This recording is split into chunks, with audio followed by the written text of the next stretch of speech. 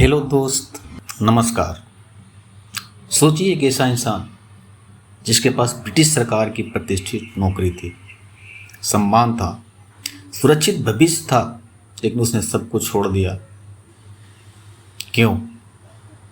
क्योंकि उसके सामने सिर्फ एक ही सवाल था, भारत गुलाम क्यों है। और फिर एक दिन उसी इंसान ने अंग्रेजी हुकूमत को खुली चुनौती दे दी। वह नाम था सुभाष चंद्र बोस। लेकिन उनकी कहानी सिर्फ आज़ादी के संघर्षों की कहानी नहीं है। यह कहानी है साहस की, विद्रोह की, बलिदान की और एक ऐसे रहस्य की जिसका जवाब आज भी लोगों को आकर्षित करता है। तो चलिए लौटते हैं उस दौर में जब भारत अंग्रेजी की गुलामी में जकड़ा हुआ था। 23 जनवरी 1907 उड़ीसा के कटक शहर में एक बच्चे का जन्म हुआ। नाम रखा गया सुभाष चंद्र बोस। उनके पिता जानकी नाथ बोस प्रसिद्ध वकील थे। परिवार में शिक्षा और अनुशासन का विशेष महत्व था। सुभाष बचपन से ही बेहद प्रतिभाशाली थे। पढ़ाई में उनका प्रदर्शन शानदार रहा और आगे चलकर इंग्लैंड पहुंच गए। वहाँ उन्होंने भारतीय सिविल सेवा यानी आईसीएस की परीक्षा पास की। उस समय आईसीएस में जाना किसी बड़े सपने के सच होने जैसा था। लेकिन यहीं से कहानी में पहला मोड़ आता है। एक तरफ था सम्मान, नौकरी और सुरक्षित भविष्य, तो दूसरी तरफ था गुलाम भारत। और सुभाष ने फैसला कर लिया। उन्होंने आईसीएस की नौकरी छोड़ दी। क्यों? क्योंकि उनके लिए व्यक्तिगत सफलता से कहीं बड़ा था भारत की आज़ादी का सपना। भारत लौटने के बाद सुभाष चंद्र बोस स्वतंत्रता आंदोलन में सक्रिय हो गए। उनका व्यक्तित्व तेज था, विचार स्पष्ट थे और अंग्रेजी शासन के प्रति उनका विरोध बेहद मजबूत था। वो भारतीय राष्ट्रीय कांग्रेस से जुड़े और जल्द ही एक प्रभावशाली युवा नेता बन गए। लेकिन सुभाष सिर्फ आज़ादी चाहते ही नहीं थे, वो आज़ादी बहुत जल्दी चाहते थे। उनका मानना था कि अंग्रेजों को भारत से बाहर निकालने के लिए मजबूत और निर्णायक संघर्षों की जरूरत है। 1938 में कांग्रेस के हरिपुरा अधिवेशन के अध्यक्ष बने। फिर आया 1939। सुभाष दोबारा कांग्रेस अध्यक्ष चुने गए, लेकिन अब उनके और कांग्रेस के कुछ वरिष्ठ नेताओं के बीच विचारों का अंतर खुलकर सामने आने लगा। महात्मा गांधी और सुभाष चंद्र बोस के रास्ते अलग दिखाई देने लगे। आखिरकार सुभाष ने कांग्रेस पद से इस्तीफा दे दिया, लेकिन उन्होंने संघर्ष नहीं छोड़ा। उन्होंने फॉरवर्ड ब्लॉक की स्थापना की और जब अंग्रेज सरकार की नज़रें उन पर भी ज़्यादा टिक चुकी थी, अंग्रेज सरकार ने सुभाष चंद्र बोस की नज़रें बंद कर दी।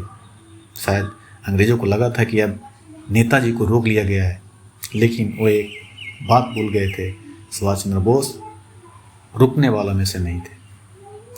1941 में उन्होंने ऐसा योजना बनाई जिसकी कल्पना करना भी मुश्किल था। वो नजरबंदी से निकल गए, भेष बदल गया, रास्ते बदल गए और अंग्रेजों की निगरानी से बचते हुए तो भारत से बाहर निकल गए। उनका लक्ष्य था दुनिया के दूसरे देशों से समर्थन लेकर भारत की आज़ादी के लिए संघर्ष को एक नई दिशा देना।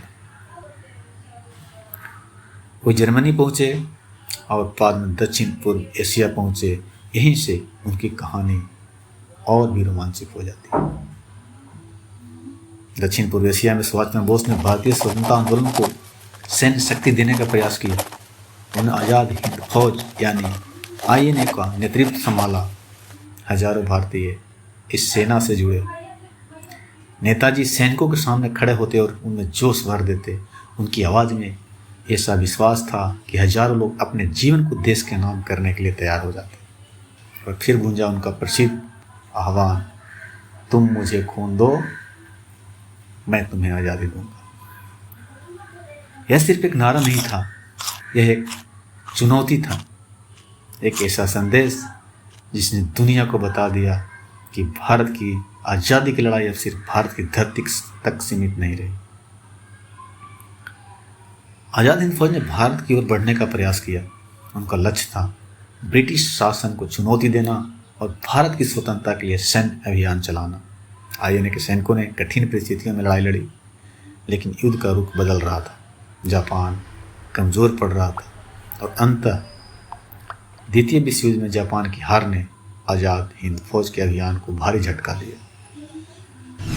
सैन्य अभियान सफल नहीं हो सका, लेकिन नेताजी की आवाज़ भारतीयों के दिल में जुगों जुगों तक बस गई। अब कहानी पहुंचती है उस मोड़ पर जिसने नेताजी को इतिहास के सबसे रहस्यमय व्यक्तियों में शामिल कर दिया। अगस्त 1945 खबर आई कि जिस विमान में सुभाष चंद्र बोस यात्रा कर रहे थे वह दुर्घटनाग्रस्त हो गया। कहा यह गया कि इस दुर्घटना में उनकी मृत्यु हो गई, लेकिन क्या यहीं से शुरू हुआ एक ऐसा रहस्य जिस पर दशकों तक सवाल उठते रहे। क्या नेताजी वास्तव में उस विमान दुर्घटना में मारे गए थे? क्या वे कहीं जीवित रहे? क्या उनकी कहानी का कोई ऐसा अध्याय था जिसे दुनिया पूरी तरह नहीं जानती?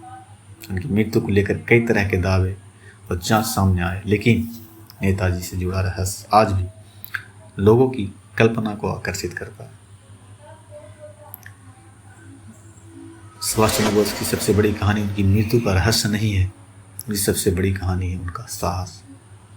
उन्होंने आरामदायक जीवन छोड़ा, उन्होंने अपना कैरियर छोड़ा, उन्होंने अपना व्यक्तिगत भविष्य छोड़ा और अपना जीवन भारत की स्वतंत्रता के संघर्ष को समर्पित कर दिया। उनका सपना था एक ऐसा भारत जो स्वतंत्र हो, आत्मनिर्भर हो और अपने फैसले खुद ले। आज जब नेताजी का नाम सुनते हैं तो केवल एक नेता की तस्वीर सामने आती है। एक सैनिक जैसा अनुशासन, एक क्रांतिकारी जैसा साहस और एक ऐसे नेता की आवाज़ जिसने लाखों भारतीयों को अपने देश के लिए खड़े होने की जज्बा प्रदान की।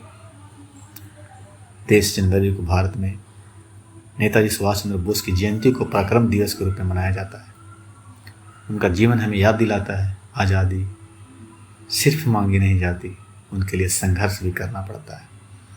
और शायद इसी वजह से दशकों बाद भी नेताजी का नाम सुनते ही एक आवाज़ हमारे भीतर गूंजती है। जय हिंद।